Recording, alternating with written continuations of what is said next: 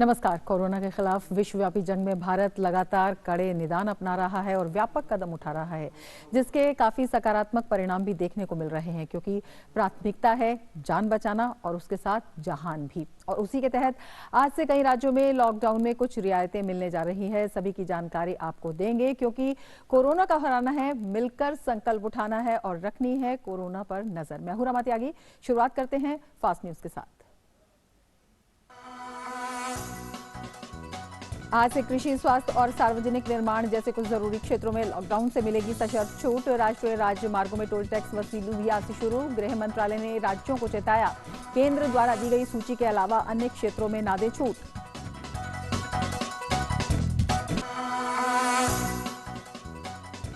दिल्ली, पंजाब और तेलंगाना ने किसी भी तरह की छूट न देने का किया फैसला। तेलंगाना में लॉकडाउन 7 मई तक बढ़ा। वहीं पंजाब सरकार ने लॉकडाउन में छूट देने का निर्णय लिया वापस।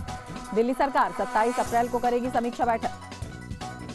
पीएम नरेंद्र मोदी ने सोशल मीडिया के जरिए कोविड-19 संकट पर अपने विचार किए साझा। कठिन समय में डिजिटलीकरण द्वारा की जा रही लोगों की मदद का किया जिक्र। युवाओं से अपने नवाचारों से नई कार्य संस्कृति का नेतृत्व करने का किया आह्वान।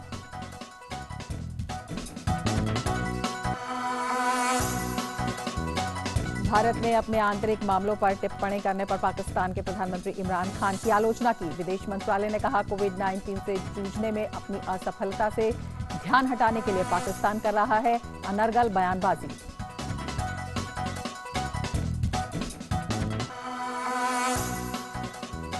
भारत में अब तक कोविड-19 के कुल 14,175 सक्रिय मामले। अब तक 543 लोगों की मौत, 2,546 लोग स्वस्थ होकर घर लौटे। गोवा और मणिपुर हुए संक्रमण मुक्त।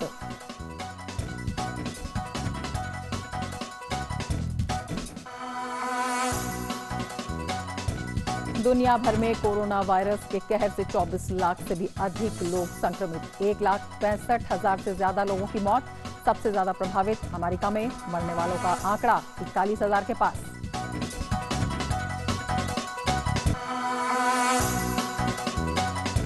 इटली, फ्रांस, ब्रिटेन और स्पेन में कोरोना वायरस से मरने वालों की तादाद में हुई बढ़ोतरी। इजराइल में तमाम प्रतिबंधों के बीच हजारों इजरायली नागरिकों ने किया विरोध प्रदर्शन।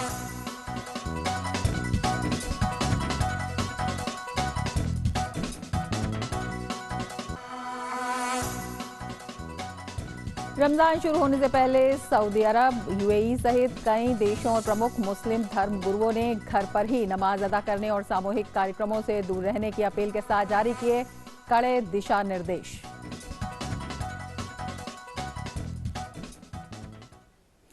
देश में आज से कृषि, स्वास्थ्य और सार्वजनिक निर्माण जैसे कुछ जरूरी क्षेत्रों में लॉकडाउन से सशर्त छूट दी गई है। खेती बाड़ी सहित सभी कृषि और कृषि उत्पादों की खरीद में लगी एजेंसियां, कृषि उपज समिति के कार्य और कृषि मशीनरी की दुकानों को इस दौरान पूरी तरह से काम करने की अनुमति होगी। 2 चालकों और 1 हेल्पर के साथ सभी ट्रकों और अन्य मालवाहक वाहनों की आवागमन की भी अनुमति होगी। सभी वित्तीय संस्थाएं और स्वास्थ्य संबंधी सेवाएं पूरी तरह काम करेंगी। बिजली, मैकेनिक, प्लम्बर, मोटर मैकेनिक और बढ़ई जैसे स्वरोजगार में लगे लोगों की सेवाओं को भी छूट दी गई है। ऐसे लोग कंटेनमेंट जोन से बाहर के सभी क्षेत्रों में अपनी सेवाएं उपलब्ध करा सकेंगे। मनरेगा कार्य के लिए सामाजिक दूरी बनाए रखने और मास्क पहनने के नियम पर सख्ती से पालन करने के साथ अनुमति दी गई है। ग्रामीण क्षेत्रों में और नगर निगम की सीमाओं से बाहर उद्योगों को भी अनुमति दी गई है।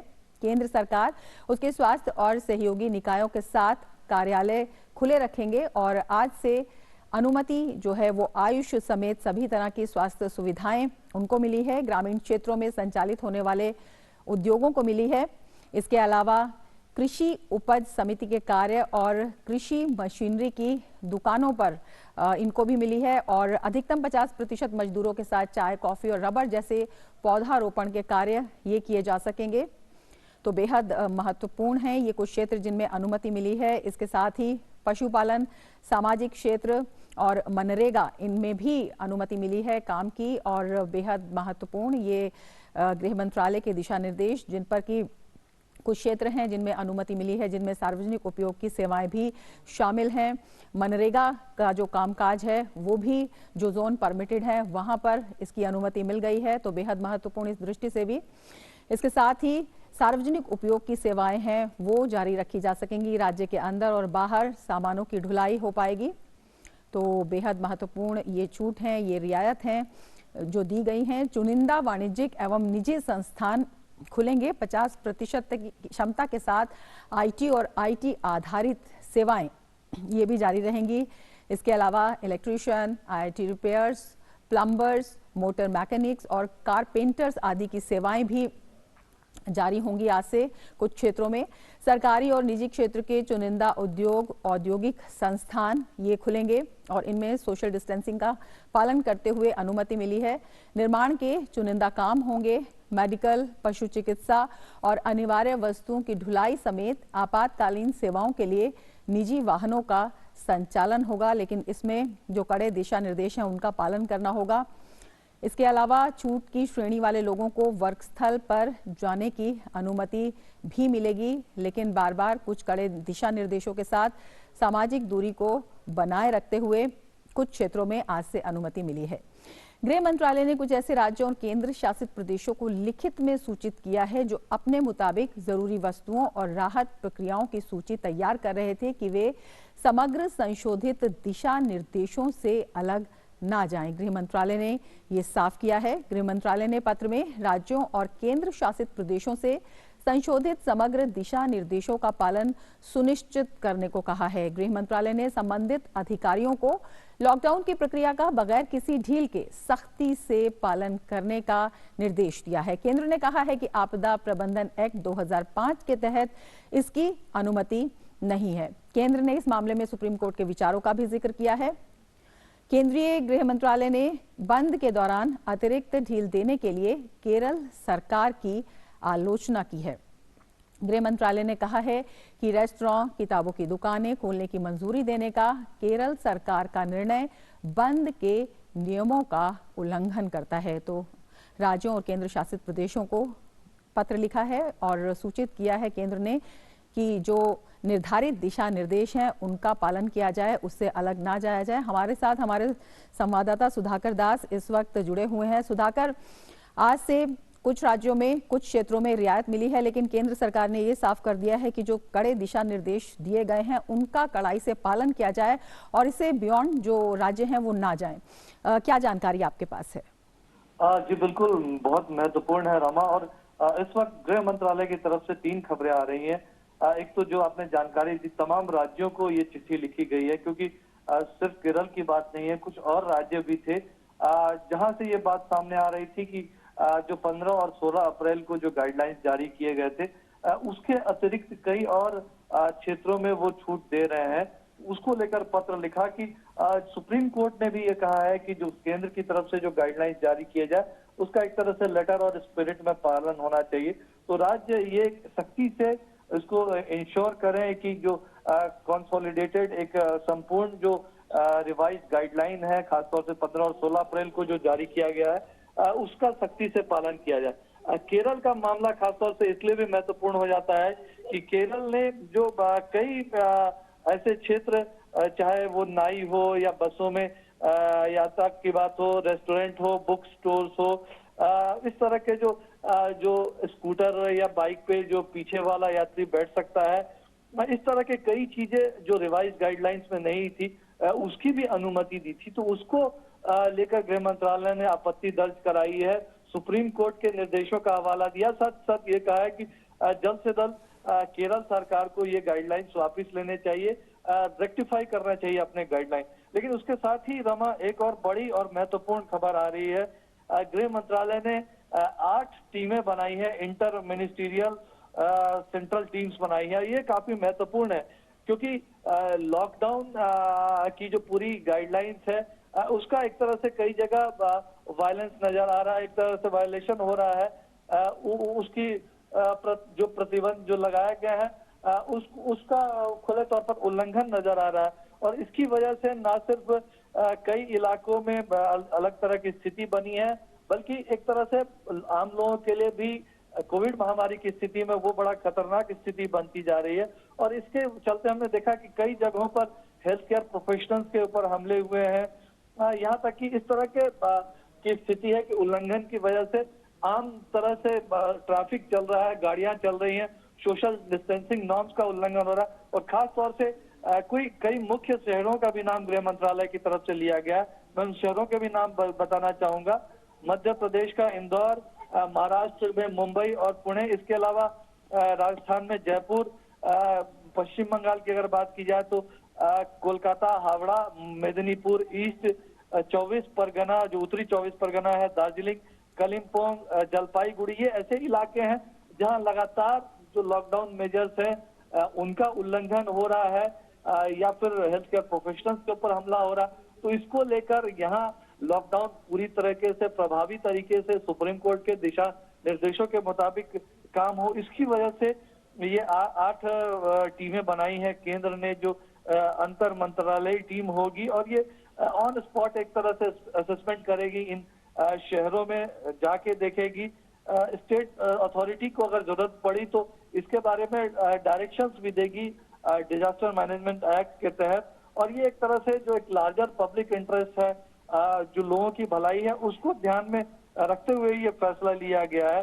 और ये टीम्स ये भी इंश्योर करेगी कि इन इलाकों में लॉकडाउन मेजर्स को स्ट्रिक्टली फॉलो किया जाए। तो साथ ही साथ जो एसेंशियल कमोडिटीज है उसकी लगातार सप्लाई होती रहे, जो हेल्थ इंफ्रास्ट्रक्चर है वो प्रिपेयर हो, हेल्थ प्रोफेशनल्स उनकी रक्षा की जा सके और साथ ही साथ जो लेबर है, जो गरीब लोग हैं उनका भी ख्याल रखा जा रहा है कि नहीं रखा जा रहा है, उसकी भी जांच करेगी। तो ये सिर्फ 8 शहरों की बात नहीं है, कई और शहरों में भी गृह मंत्रालय कह रहा है कि ये टीम्स जाएगी और पूरा जो लॉकडाउन मेजर्स है किस तरह से ये ग्राउंड पे काम कर रहा है, अगर नहीं कर रहा है तो उस बारे में राज्य सरकारों से भी ये टीम्स बात करेंगी। तो ये काफी महत्वपूर्ण फैसला है और एक बहुत महत्वपूर्ण ऐलान गृह मंत्रालय की तरफ से। रमा, बिल्कुल, बेहद महत्वपूर्ण फैसला, बेहद महत्वपूर्ण ऐलान भी है और प्राथमिकता इस बात की है कि कुछ क्षेत्रों में रियायत जरूर दी गई है लेकिन उसमें लापरवाही ना बरती जाए, क्योंकि एक छोटी सी चूक एक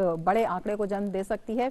जिन क्षेत्रों में सुधाकर जानना चाहेंगे कि रियायत भी दी गई है, वहां भी कड़े दिशा निर्देश दिए गए हैं, चाहे किसी कार्यस्थल पर हो, चाहे मनरेगा के वर्कर्स हो, चाहे कृषि क्षेत्र में हो, वहां पर किस तरह से विशेष सावधानी की बात कही गई है? जी बिल्कुल, देखिए, और एक पूरा जो एसओपी होता है, स्पेशल ऑपरेशनल प्रोसीजर जो है, वो भी राज्यों को दिया गया है कि अगर ग्रामीण इलाकों में उद्योग खुल रहे हैं तो वहाँ चाहे सैनिटाइजेशन हो, चाहे हाइजीन हो, चाहे सोशल डिस्टेंसिंग है, उसके नॉर्म्स, उसके नियमों का किस तरह से पालन करना है।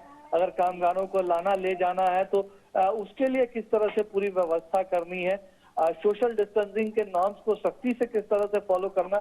और राज्यों को ये भी कहा गया है कि ऐसा नहीं है कि जो क्षेत्र आइडेंटिफाई किए गए हैं एक ही दिन में सारे क्षेत्र को खोल देना है, बल्कि फेज वाइज उस क्षेत्रों को खोला जाए, उस पर निगरानी की जाए और एक तरह से सख्ती से अगर इन तमाम चीजों का पालन नहीं होता है, जो गाइडलाइंस बनाए गए हैं, जो एसओपीज बनाए गए हैं, जो सोशल डिस्टेंसिंग के नॉर्म्स हैं, उसको फॉलो नहीं किया जाता है, तो ये जो रियायत दी गई वो रियायत वापस भी ली जा सकती है। ये राज्यों से सख्ती से इसको इंश्योर करने के लिए कहा गया। लेकिन जरूर ये बड़ी चिंता है, जो केरल जैसे अगर कुछ राज्य अपनी तरफ से ये एडिशनल, जैसे आप नाई का मामला ही मान ले तो काफी करीब से एक व्यक्ति दूसरे का बाल उसको कटिंग करेगा और उस तरह की स्थिति में सोशल डिस्टेंसिंग का नॉर्म वो फॉलो नहीं हो पाता, या पिलियन राइडर की बात है। इस तरह की स्थितियों को अवॉइड किया जा सके, राज्य फिलहाल अभी जरूरत है 3 मई तक खास तौर से जो सरकार के मुताबिक तो सख्ती से पालन किया जाए लॉकडाउन मेजर्स का, ये राज्यों से अपील की गई। और निश्चित तौर पर ये जो केंद्रीय टीमें बनाई गई हैं वो राज्यों में एक तरह से ऑन स्पॉट असेसमेंट करेंगी, दौरा करेंगी और जाके देखेंगी कि क्या वहाँ उल्लंघन तो नहीं हो रहा, अगर हो रहा है तो किस तरह के उपायों की जरूरत है। जी सुधाकर, बिल्कुल, जो जरूरी क्षेत्र हैं वहां पर रियायत, लेकिन कड़े दिशा निर्देशों के साथ और उनका पालन करना जरूरी है। इसके लिए 8 अंतर्राज्यीय टीम्स भी बनाई गई हैं। सुधाकर, शुक्रिया पूरी जानकारी के लिए। आगे बढ़ते हैं। देश भर में कोरोना वायरस के कुल 17,265 मामले सामने आए हैं, जिनमें 14,175 सक्रिय हैं, जबकि 2,546 मरीज पूरी तरह से स्वस्थ होकर अपने घर जा चुके हैं। कोविड-19 के कारण भारत में अभी तक 543 लोगों की मौत हो चुकी है। तो ये भारत में कोविड-19 की ताज़ा स्थिति है। 17,265 कुल मामले, 14,175 एक्टिव मामले हैं और काफ़ी लोग ठीक होकर भी अपने घरों में जा रहे हैं। आज से कई राज्यों में लॉकडाउन में कुछ रियायतें मिलने जा रही हैं, लेकिन तेलंगाना, पंजाब और दिल्ली ने कोई भी ढील ना देने का फैसला किया है। तेलंगाना के मुख्यमंत्री के चंद्रशेखर राव ने कैबिनेट में लॉकडाउन को 7 मई तक बढ़ाने का प्रस्ताव रखा, जिसे मंत्रिमंडल ने पास कर दिया। वहीं पंजाब सरकार ने लॉकडाउन में छूट देने का निर्णय वापस ले लिया है। राज्य में सिर्फ गेहूं खरीद का कार्य जारी रहेगा। मुख्यमंत्री अमरिंदर सिंह ने उपायुक्तों को सभी जिलों में कर्फ्यू को सख्ती से लागू करने के साथ ही जरूरी सामानों की उपलब्धता सुनिश्चित करने का निर्देश दिया है। दिल्ली सरकार ने कहा कि दिल्ली वालों की जिंदगी को ध्यान में रखते हुए हमने फैसला लिया है कि 20 अप्रैल से लॉकडाउन में कोई राहत नहीं दी जाएगी। हम विशेषज्ञों के साथ 27 अप्रैल को एक समीक्षा बैठक करेंगे। तो 3 राज्यों ने छूट नहीं दी है, किसी भी तरह की रियायत अभी नहीं दी है। राष्ट्रीय राजमार्गों पर आज से टोल टैक्स वसूली भी शुरू हो गई है। मुंबई, नागपुर, चेन्नई और मुरादाबाद में आज टैक्स वसूली की गई।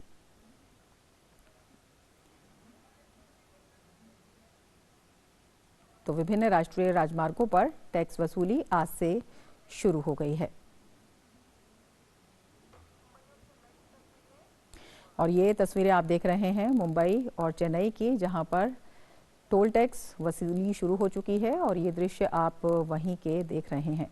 तो राष्ट्रीय राजमार्गों पर आज से टोल टैक्स वसूली शुरू और ये तस्वीरें हैं नागपुर और मुरादाबाद की। वहां पर भी राजमार्ग पर टोल टैक्स वसूली का काम शुरू हो गया है। तो विभिन्न राज्यों में ये शुरू हो गया है और ये राष्ट्रीय मार्गों की, विभिन्न राष्ट्रीय राजमार्गों की तस्वीरें हम आपको दिखा रहे थे। और अब कुछ राज्यों से जो अच्छी खबर मिल रही है उन पर भी एक नजर डाल लेते हैं।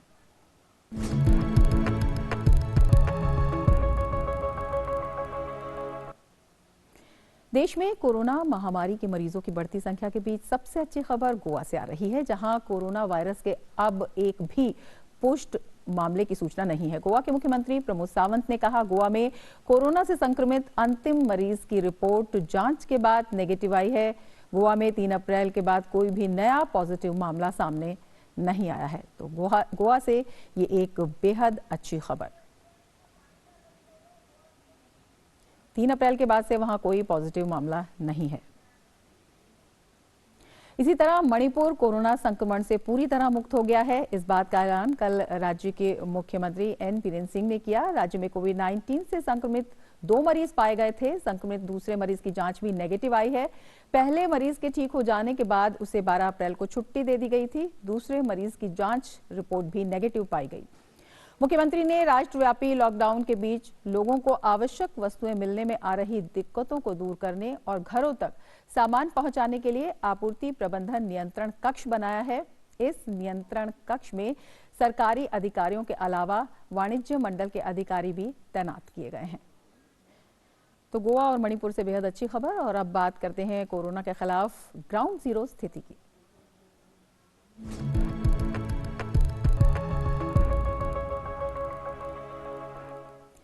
देशव्यापी लॉकडाउन की वजह से उद्योग धंधे और व्यवसाय ठप होने से देश के श्रमिक वर्ग और किसानों के लिए ये मुश्किल का समय है। इन लोगों के सामने रोजी रोटी का संकट बना हुआ है। केंद्र सरकार ने गरीब वर्ग और छोटी जोत के किसानों के लिए अपनी कल्याणकारी योजनाओं के द्वार खोल दिए हैं। सरकार की इस पहल से बैतूल के किसानों और कमजोर वर्ग के नागरिकों को काफी राहत मिली है।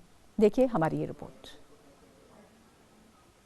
केंद्र सरकार ने समाज के कमजोर तबके को लॉकडाउन के दौरान राहत देने के लिए गरीब कल्याण योजना शुरू की है। इस योजना के तहत हर हितग्राही को 3 महीने का राशन, मुफ्त गैस सिलेंडर और जन खातों में 500 रुपए की आर्थिक मदद दी जा रही है। बैतूल में मुफ्त गैस सिलेंडर मिलने से हितग्राहियों को काफी राहत मिली है। योजना के हितग्राही सरकार के इस कदम से बेहद खुश हैं। वहीं किसान सम्मान निधि के अंतर्गत बैतूल जिले में छोटी जोत के किसानों को 2000 रुपए की किसान मानधन राशि मिलने से वे काफी खुश हैं। लॉकडाउन में इन किसानों के लिए केंद्र सरकार की यह मदद किसी संबल से कम नहीं। प्रधानमंत्री किसान निधि से 2000 रुपए आए हैं। प्रधानमंत्री जी ने पैसे डाल दिए तो उसमें हमारा गुजारा चल जाएगा। राशि जो मिली है तो इससे मैं प्रधानमंत्री जी का बहुत बहुत शुक्रगुजार हूँ जो उन्होंने इतना पैसा डाल दिया, तो मैं चल रहा हूँ, अपना घर बार संभाल रहा हूँ। केंद्र सरकार द्वारा गरीब और कमजोर वर्ग के नागरिकों को दी गई यह राहत निश्चित ही जन कल्याण के क्षेत्र में सकारात्मक पहल है। उम्मीद है सरकार के इस कदम से गरीब वर्ग और छोटे किसानों को राहत मिलेगी। Bureau report, DD news. और देश भर में लॉकडाउन के दौर में सरकार द्वारा गरीबों के कल्याण के लिए शुरू की गई योजनाएं काफी सहायक सिद्ध हो रही हैं। हिमाचल प्रदेश में इन योजनाओं से 2.5 लाख से ज्यादा लोगों को फायदा हो रहा है। पेश है शिमला से ये रिपोर्ट। प्रधानमंत्री गरीब कल्याण योजना जो है वो प्रदेश में कारगर साबित हो रही है। अनेक जो लोग हैं, लाभार्थी हैं, उनके खाते में पेंशन हो या फिर जनधन खाते की राशि वो पहुंच रही है। केंद्र सरकार द्वारा लॉकडाउन की स्थिति में देश के गरीब परिवारों और महिलाओं को राहत पहुंचाने के लिए प्रधानमंत्री गरीब कल्याण योजना के तहत आर्थिक सहायता दी जा रही है। हिमाचल प्रदेश में 2.5 लाख से अधिक सामाजिक सुरक्षा पेंशन धारकों को 3 महीने की एक मुश्त पेंशन दे दी गई है। इसके अलावा प्रधानमंत्री जनधन खातों में महिलाओं को 500 रुपए दिए जा रहे हैं। ऐसे ही कुछ लाभार्थियों से दूरदर्शन संवाददाता ने बातचीत की। मेरे को सामाजिक सुरक्षा पेंशन 3000 रुपया मिल गई है। तीनों किस्तें इकट्ठी मिल गई है। मेरे सारे घर का राशन पानी हो जाएगा। अब मुझे कोई चिंता नहीं है। हम घर में रहते और जो हमारे को जो राशन पानी जाना पड़ता है वो हमारे 3000 हमारे खाते में आ गई। मोदी का धन्यवाद। मेरे खाते में 3000 रुपया आ गया है। मेरे को मैसेज भी आ गया है।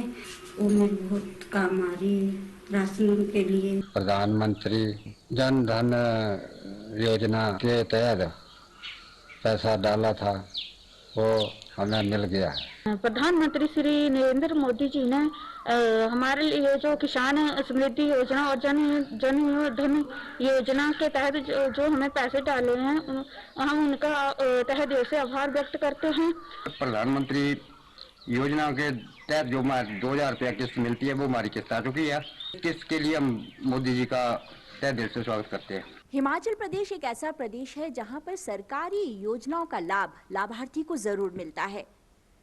यही कारण है कि हिमाचल प्रदेश के लोग सजग हैं और हमेशा जो भी सरकार कहती है उसकी अनुपालना करते हैं। कैमरामैन राकेश कुमार के साथ नंदिनी मित्तल, डीडी न्यूज, शिमला। और कोरोना संकट के इस दौर में केंद्र सरकार की फर्जी खबरों पर भी पैनी नजर है। सरकार हर उस खबर पर नजर रख रही है जिससे अफवाहों को बल मिलता है। इसी कड़ी में सरकार ने स्पष्ट किया है कि उनके कर्मचारियों की पेंशन में 30% की कमी नहीं होगी और 80 वर्ष से अधिक आयु के लोगों के लिए समाप्त कर दिया जाएगा। सरकार की ओर से ये साफ किया गया है कि ये एक अफवाह है और इस पर ध्यान देने की कोई जरूरत नहीं है।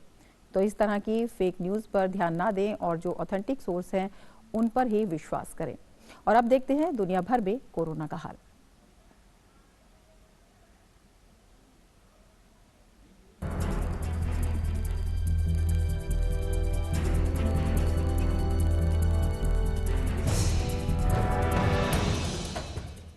दुनिया भर में कोरोना वायरस के कहर से 24 लाख से अधिक लोग संक्रमित हैं। इस महामारी की चपेट में आने से 1,65,000 से ज्यादा लोगों की मौत हो गई है। सबसे ज्यादा प्रभावित अमेरिका में मरने वालों का आंकड़ा 41,000 के पास पहुंच गया है। पिछले 24 घंटे में 1997 लोगों की मौत हो गई है। अमेरिका में कोरोना वायरस से संक्रमित लोगों की संख्या 7.5 लाख के आंकड़े को पार कर गई है। हालांकि इस बीच अमेरिका में करीब 66,000 लोग कोरोना वायरस के संक्रमण से मुक्त हो चुके हैं।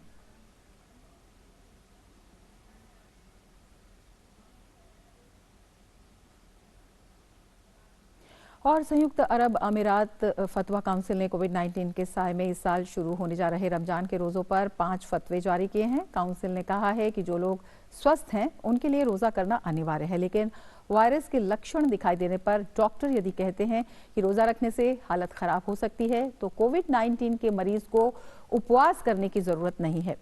फतवे के अनुसार चिकित्सा कर्मियों को भी ड्यूटी के दौरान उपवास करने की इजाजत नहीं है। यूएई फतवा काउंसिल ने यह भी कहा कि मान्यता प्राप्त इस्लामी सिद्धांतों से सभी सहमत हैं कि ये बीमार व्यक्ति के लिए स्वीकार्य है कि वो उपवास ना करे। तरावीह नमाज और मस्जिद परिषद से बाहर नमाज अता करने के विषय में काउंसिल ने व्यवस्था दी कि मौजूदा स्थिति में घर में व्यक्तिगत रूप से नमाज अता की जा सकती है। पूरे देश और दुनिया में मुस्लिम धर्मगुरुओं ने कोरोना की महामारी से बचने के लिए रमजान के दौरान सामूहिक नमाज की बजाय घर पर ही रहकर नमाज अदा करने की अपील की है। साथ ही सोशल डिस्टेंसिंग का कड़ाई से पालन करने की भी अपील की है। जो हुकूमत ने यानी गाइडलाइन दी है हमें सोशल डिस्टेंस की और सेहत के एतबार से जो है अलग अलग रहने की, मस्जिदों को बंद करने की, रमज़ानुल मुबारक के महीने में हुकूमत या दुनिया का कोई आदमी आपको रोज़े रखने से नहीं रोक रहा, आपको नमाज पढ़ने से नहीं रोक रहा, आपको किसी चीज़ से नहीं रोक रहा। सिर्फ आपको रोक इससे रहे हैं कि आप जमा कहीं ना हो, गैदरिंग ना करें, आप सोशल डिस्टेंस रखें। कुछ जो इंतज़ाम किया गया है वो हमारी ही भलाई के लिए है और कुछ लोग इस तरीके से सोच रहे हैं कि हो सकता है कि सरकार की तरफ से हमारे ऊपर कोई प्रेशर डाला जा रहा है। ऐसा कुछ नहीं है। इसी वबा से बचने के लिए कि हम भी सेफ रहें और दूसरे भी सेफ रहें। कि जो ये बीमारी फैली हुई है इसके अंदर ख़ास करके गवर्नमेंट ने और जहाँ के हमारे यहाँ के मीडिया ने और सब ने जो है ये कहा है कि इसमें इनफरादी तौर ही रहा जाए और अपने घरों के अंदर ही रहा जाए। और रहा मसला नमाज का और दीगर इबादत का, तो इसके अंदर तो बेहतर सबसे मैं तो ये कहूँगा कि नमाज हो या कोई भी इबादत हो मजमूई तौर पे इकट्ठा होकर वो ना की जाए और इनफरादी तौर पे वो अपने अपने घरों के अंदर ही जो है उसका पालन किया जाए और उसको देख रेख जो है अपने घरों के अंदर ही तक महदूद रह जाएं। तो मुस्लिम धर्मगुरुओं की अपील। बात करें इटली की, तो इटली में पिछले 2 हफ्ते में व्यापक रूप से स्थिति स्थिर होती देखी गई है। मामले लगातार कम होते जा रहे हैं। कोविड-19 महामारी से कल 433 मौतें हुई, जो एक हफ्ते में सबसे कम है। नए मामलों की संख्या भी पिछले 3491 से कम होकर 3047 हो गई। इटली ने आज से लॉकडाउन के अपने 7वें सप्ताह में प्रवेश किया। इटली का कुल मौत का आंकड़ा अमेरिका के बाद दुनिया में 23,660 मौतों के साथ दूसरा सबसे बड़ा आंकड़ा है। इटली में अभी कुल 1,78,972 पुष्ट मामले हैं। और फ्रांस में पिछले 24 घंटे के दौरान कोविड-19 से 395 लोगों की मौत हो गई है। इन्हें मिलाकर वहां अब तक 19,744 लोगों की मौत हो चुकी है। हालांकि सकारात्मक संकेत यह है कि अस्पतालों में लोगों की संख्या 5वें दिन घटकर 30,610 रह गई। इस संख्या में 29 की गिरावट आई है। और आइए अब देख लेते हैं डॉक्टर इस नाजुक हालात में क्या कह रहे हैं।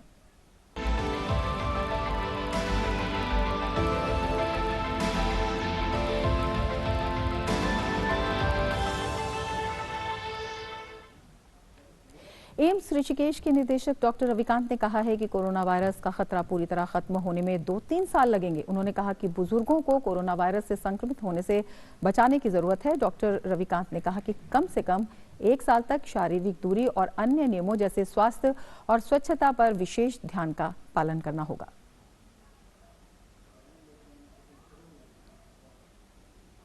कोरोना वायरस हमारे यहाँ पे सेंचुरी से है, लेकिन ये जो नया म्यूटेशन है ये इसके मारे हमारे पास इम्यूनिटी नहीं है।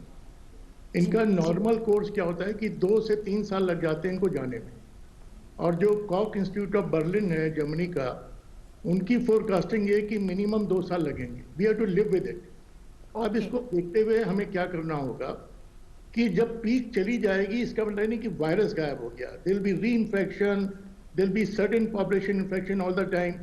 तो जो सरकार बार बार physical distancing, social distancing, how to sneeze, जो बेसिक मैनर्स के ऊपर जोर दे रहे हैं उसको लगातार हमें रखना है। लेकिन सोल्यूशन कब आएगा? सोल्यूशन जब आएगा जब पॉपुलेशन का 70% से ज़्यादा इन्फेक्ट हो जाए, एक हर्ड इम्यूनिटी आ जाए और उस टाइम तक हम लोग अपने एल्डरली को बचा लें और जो यंगस्टर्स हैं they can manage this thing very well और बाद में this will be acceptable to population like a flu as it happens every year. तो चिकित्सक भी सलाह दे रहे हैं केवल कोरोना वायरस के दौर में ही नहीं बल्कि इसके बाद भी सोशल डिस्टेंसिंग का पालन करना बहुत ही जरूरी है। अपने लिए, अपने परिवार के लिए सामाजिक दूरी बनाए रखें, स्वच्छता का विशेष ध्यान दें और हमेशा सही खबरों के लिए देखते रहें डीडी न्यूज़। नमस्कार।